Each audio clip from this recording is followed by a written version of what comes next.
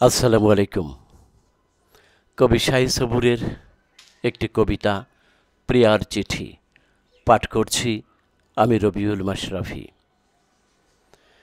দুপুরবেলায় দলিলপত্র খুঁজতে গিয়ে ঘরে তার ভিতরে একটা চিঠি খুঁজে পেলাম পরে। হলুদ খামের চিঠিখানা পড়ল আমার হাতে, নামটা কি আর সুন্দর করে লেখা আছে তাতে। ধীরে ধীরে খামটি খুলে বের করে তা আনি, পড়তে গিয়ে চিঠিখানি ঝরল চোখের পানি।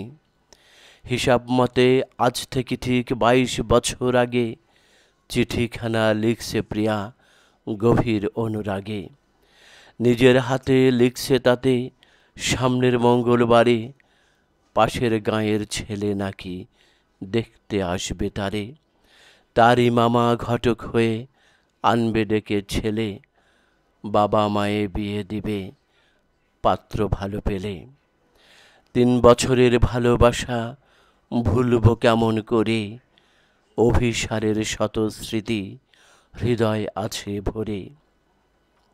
সকালবেলায় সাহস করে বলি মায়ের কাছে, মায়ে বলে তোর কপালে এবার শনি আছে।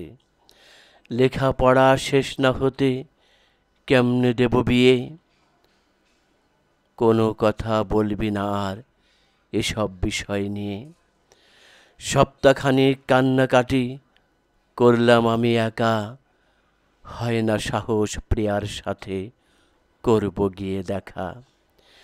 চিঠির জবাব দেয়নি তাকে, চিঠির জবাব দেয়নি তাকে, আছে চিঠি তোলা। মনের থেকে প্রিয়ার কথা যায়নি আজও ভোলা। পাইনি তাকে তবুও তার স্মৃতি আছে বুকে, যে দেশেতে আছে প্রিয়া থাকে যেন সুখে। কবি শাহী সবুর স্বরবৃত্ত ছন্দে বেশ পাকা। এখানে বানান কয়েকটা জায়গায় জানি না তিনি ভুল করেছেন নাকি যিনি প্রকাশক তিনি ভুল করেছেন। যেমন পাইনি না, আসলে পাইনি, পাইনি হবে।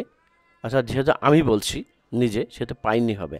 আর পাইনি মানে সে পায়নি, এখানে পায়নি লিখেছে। আর একটা জায়গায় চিঠির জবাব দেয়নি তাকে, আসলে দেয়নি তাকে না, দেইনি তাকে। দুটো জায়গায় পেলাম। আর একটা জায়গায় লিখেছে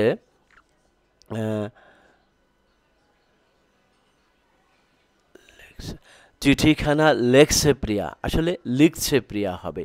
তো যাই হোক, এরকম 3টে জায়গায় একটা লেখার মধ্যে এটা প্রকাশকরা এরকমই করে থাকে। আমি বর্তমান প্রকাশকদের বলবো, আপনারা এক একজন লেখককে একেবারে মানে কি বলবো, যাচ্ছে তাই করে ফেলেন পাঠকের কাছে। শুধু আপনাদের কারণে হয়, কারণ আপনারা বানান ভুল করেন, কোনো কোনো জায়গায় শব্দগুলো দেন না। এরকম অনেক আপনাদের ভুলের কারণে একজন কবি লেখকের 12টা বেজে যায়। ধন্যবাদ শাহী সবুর। তবুও আপনার দেখা উচিত যে আপনার এর পরবর্তীতে যেসব বই বের হবে সেগুলোর জন্য ফাইনাল প্রুফটা একবার আপনি দেখে দেন। আসসালামু আলাইকুম সবাইকে।